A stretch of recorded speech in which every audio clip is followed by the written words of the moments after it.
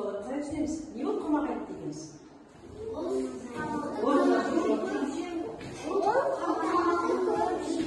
Тамақты көп жейтін адамды қомағай дейміз, иә? Ашқарақ деген сөзді қалай түсінеміз? Қол көтеріп жауап беремін, ашқарақ, иә? Тоже емес, дұрыстап түсіндіреміз. Қомағайлық сияқты болды. Иә, қарны тоймайтын, иә? Жаңағы ашқарақ болуға болды ма бала? Жоқ. Ал ендеше тақтаға қараймыз бала. Яғни қомағайлық дегеніміз бұл қандай екен? Мысал екен, иә? Қожанасымен ашқарақ екен? Аз екен, ертеде болған жағдай екен, иә? Енді қарайшы тақтаға қараңдаршы міне. Еңбек етсең, не дейді? Емерсің дейді. Мақалдың мағынасын қалай түсінеміз? Еңбек етсең емерсің деген не сөз балалар? Еңбектенсе қарнымыз тоқ болады, иә, тағы? Тез-тез жауап береміз. Еңбек бізге не үшін керек? Кім еңбек туралы мақал біледі? Апай, Еңбек түбі зейнет. иә, тұрып жауап берсеңші. Еңбек түбі зейнет. Еңбек түбі зейнет. Тағы? Еңбек еңбей тояды, қарны тойады. Жақсы, тамаша. Келесі қараңдаршы бала, қандай мақал тұр? Еңбектің наны тәтті. Бірге оқимыз. Еңбектің наны тәтті. Оны қалай түсінеміз? Қол көтеріп жауап береміз. Еңбектің наны тәтті дегенді қалай түсінеміз? Еңбек етсең, Иә? тапқан азығын тәтті болады. Дұрыс айтасың, иә, тағы да. Ол бидеттен жасалады. Дұрыс айтамыз, тағы да. Яғни, жаңағы еңбектен тапқан нанымыз өте дәмді болады екен, иә? Еңбек түбі береке дейміз, иә? Еңбектің наны тәтті, иә? Жалқаудың несі тәтті? Жаны тәтті, жалқаудың жаны тәтті, иә? Енді балалар қарасақ, бүгінгі сабақта бізде не істейді екен? Дұрыс тамақтану білесің дейді. Біз балалар дұрыс тамақтану үшін мына оқулыққа қараймыз. Оқулықта жаңағы бірінші тапсырмада суретте балалар не жасап жатыр? Қандай балалар? Қол көтеріп жауап берейікші. Иә? Бір сурет көрсетті ме? Иә. Қомағай зиян тамақтарды жейді. Зиян тағамдарға балалар не жатады? Зиян тағамдарға. Иә? Бургер жатады, тағы да. Қол көтеріп жауап береміз дейсіз. Пицца жатады, донер жатады, тағы да. Иә? Картошка фри жатады. Дұрыс айтасың, Жәнетке, тағы да. Соттар жатады. Иә, мұрғажы. Кола жатады, иә? Дұрыс айтты, Жәнет. Фанта, яғни газдалған сусындар денсаулыққа зиян екен. Ал қандай болады тағамдар пайдалы? Нан, алма. Қол көтеріп жауап берейік те орнына.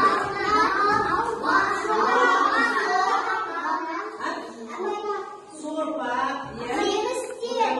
Жемістер, көкөністер, иә, банан, ботқа дейміз, иә? Тағасы ботқа дейміз, иә? Алма, тағы да балалар не болады? Иә? Ет, компот. Ет, компот, иә айды? Енді балалар қарасақ, осы екі суретті салыстыратын болса, екі баланың қайсысы дұрыс тамақтанушы болды? Яғни таңғы асқа не жеп отыр екен бұл балалар?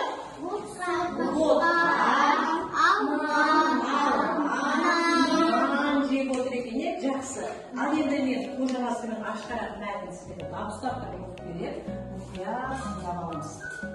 Бір тойда ашқарақ біреу қомағайлана ішіп жеп қоймай қалтасына құрт пен ірімшікті сала береді. Қалтасына не салған екен? Ірімшік қайдан шығады олар? Неден салынады олар? Сүттен жасалынады екен, иә? Қасында отырған қожа әдірінің қалтасына ыстық шай құйып жібереді. Ашқарақ адам тез ашуланатын әдеті емес пе? Бұл не деген бейбастық? Ер қожаға дүрсе қояды. Сонда қожа бас алдын ішінде қалтан құрт пен ірімшікті көп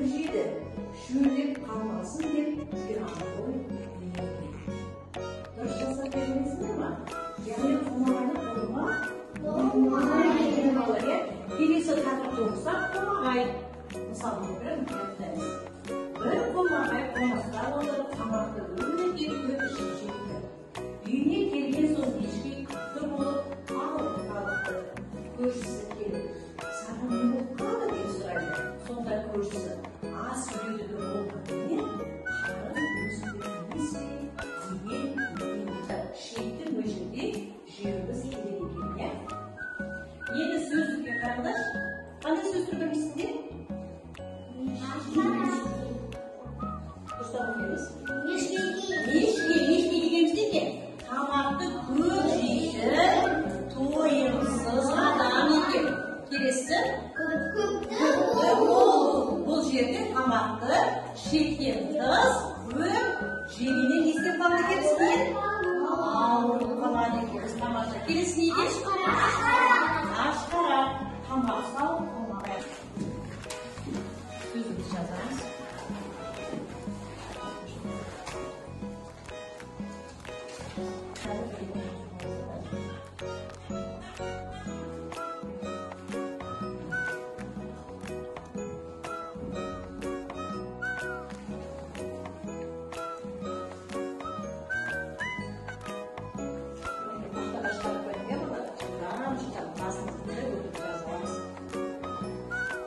Dertlerine kızlayarak olsa, onun kafasını mutlaka. Yani özleri artık bir esasını cennet osmanlısı bilmelerine, yani kocamasını aşkaradan isteyimiz. Cihazamızı kocamasını kanlayalım, aşkara kanlayalım. Mesela sakın bir seçimden cevap veremez. Biz bir cevap vereyim. Böyle bir artık bir seçimden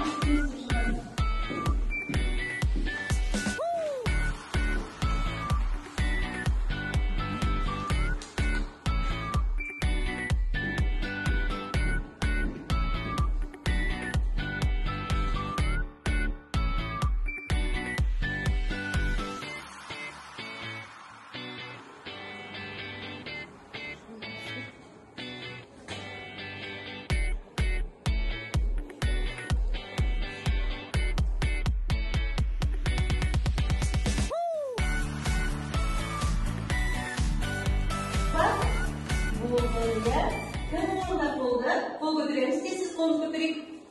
Kol yapacağız kolunda. Kol götüremiz. Al. Kim açıp veredi?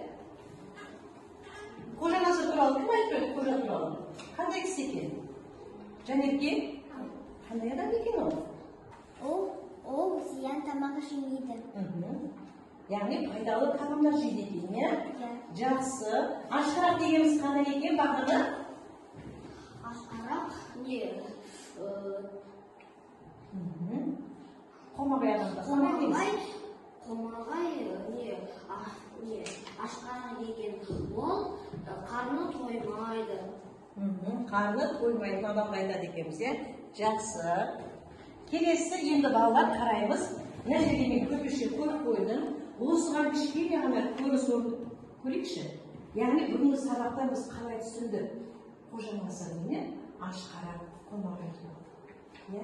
Кім қожанасыр, кім қомағай болады? Ал, сен қожанасыр. Бола ғой, келе ғой. Мына жерге бүйтіп, бола ғой. Ал, ашқарақ кім болады? Ал, келе ғой, ашқарақ болады. Көріс қойып, ән жата ғой басын.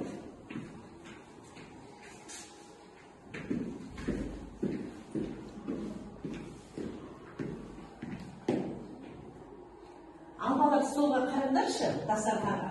Дастарханда қандай тағамдар тұр? Қол көтеріп жауап берейікші. Қандай тағамдар тұр, иә? Ет тұр, бауырсақ, жәнетке не тұр тағы? Тамаша, жәнетке, иә? Ірімші, тұр екен, тағы да мұнға жүрейік. Кәмби, тәттілі тұр екен, иә?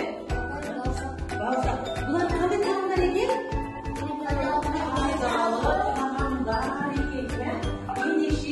Бізде жаңағы қазір сабақта қаншалықты түсінгенімізді дәлелдеу үшін ашқарақ пен қомағайды оларға шақырдық, иә? Қомағай сен кім еді?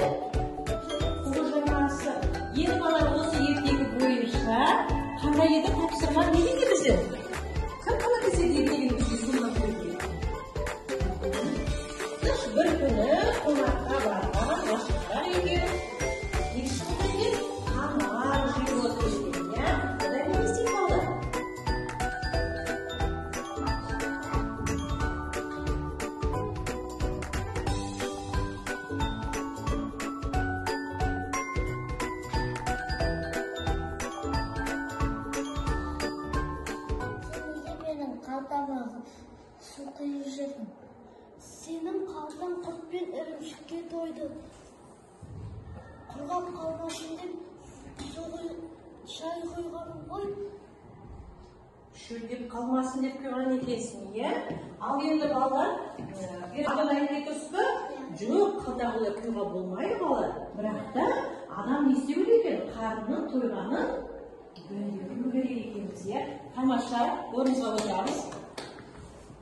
Балалар, мына келесі өсірме қатарға қарайтын болсақ, бұл жерде қожанасы мен ашқара аңыз ертегісінің мазмұнына сәйкес мақалды табамыз. Осы мақалды оқимыз. Қайсы осы мақалға сәйкес келеді, соны түртіп қоямыз. Түсінікті ме?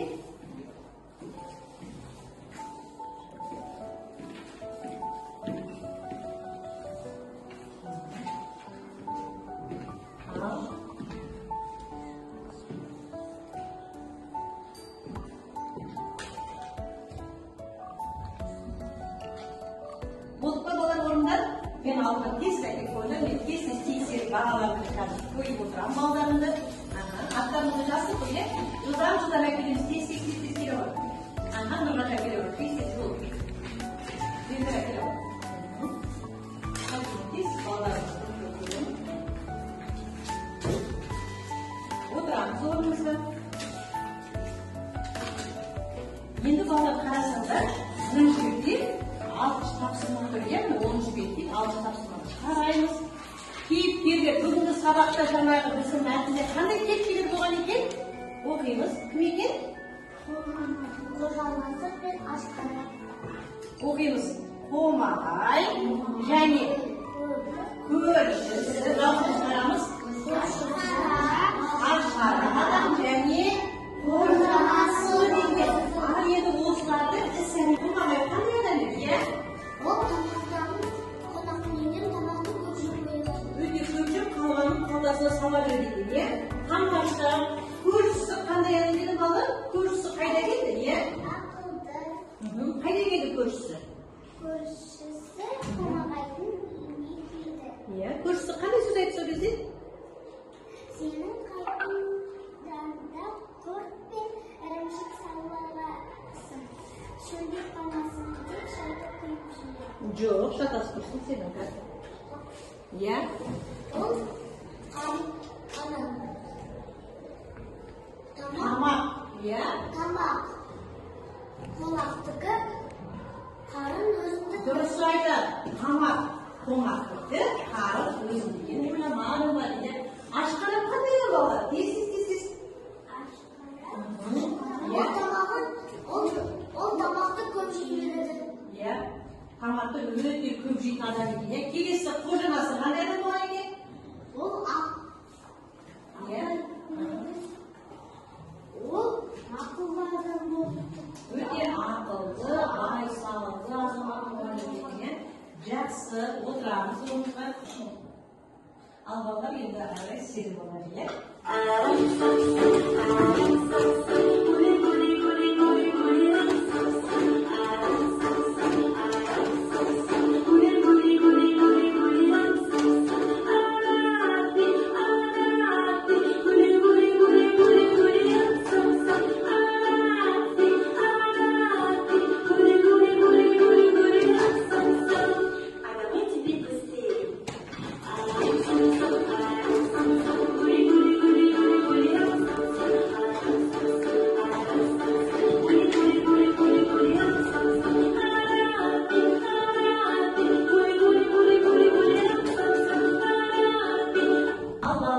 Бүгінгі сабағымыздың түсінгенін кім айтып береді?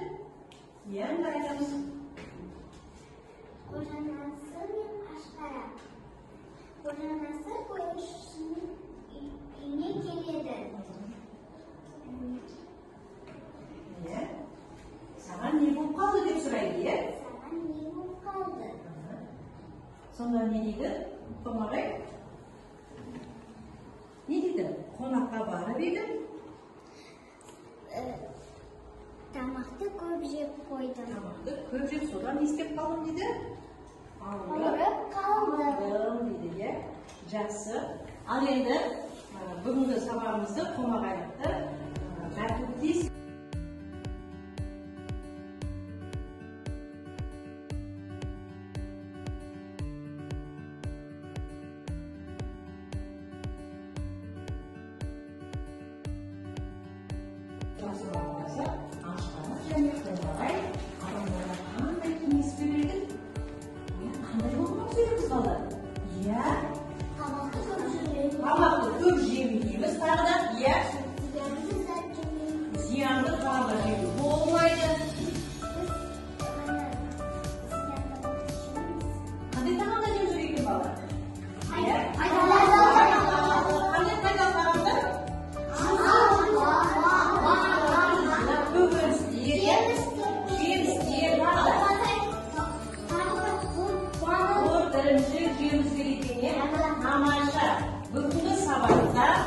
сендердің жаңағына орындаған карталардың бойынша мен әркімнің бағаларын қойдым, бүгінгі сабаққа жақсы қатыстыңдар, иә.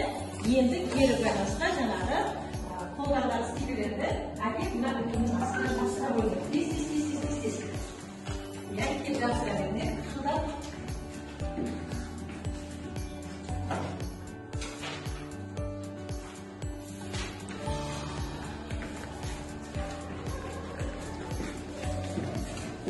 Үйге тасыма алып, қожаласымен ашқарап, және қомағай, аңыз бен мысалды оқып, мазмұнын айтып кетеміз. Түсінді ме? Жақсы.